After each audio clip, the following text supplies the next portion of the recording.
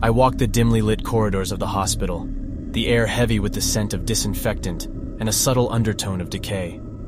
The night shift always had an eerie ambiance, with shadows lurking in every corner and the distant sound of medical equipment humming ominously. My footsteps echoed through the empty hallways as I received a call from the nursing station. They needed a few supplies from the basement storeroom, and I was the only one available to retrieve them. With a sense of trepidation, I made my way to the elevator, the flickering fluorescent lights casting eerie shadows on the walls. As the elevator doors slid open, I stepped inside and was greeted by a patient already occupying the small space. She was a frail woman, her face etched with lines of suffering. Her eyes, weary and distant, seemed to hold a secret knowledge that sent a shiver down my spine. I nodded politely to the woman and pressed the button for the basement, expecting her to have already selected her floor. But to my surprise, she didn't seem to have any particular destination in mind. A feeling of unease settled in the pit of my stomach, but I dismissed it as an innocent coincidence. The elevator descended into the depths of the hospital, the silence between us palpable.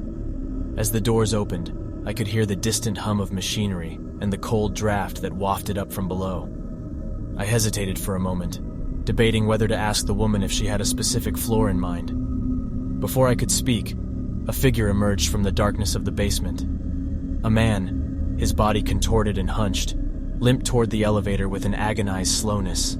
Panic gripped me, and I instinctively hit the button to close the doors. As the doors slid shut, cutting off my view of the man, I turned to the woman, my heart pounding in my chest. "I'm sorry, but he was deceased. I saw the red band on his wrist. He passed away last night," I stammered, trying to make sense of the situation. The woman's expression remained unchanged, her gaze steady. Slowly, deliberately, she lifted her frail wrist, revealing a band stained with a deep crimson color. My breath caught in my throat as I realized the horrifying truth. The woman's smile widened, her eyes gleaming with a wicked delight. "Like this one?" she asked, her voice dripping with malevolence.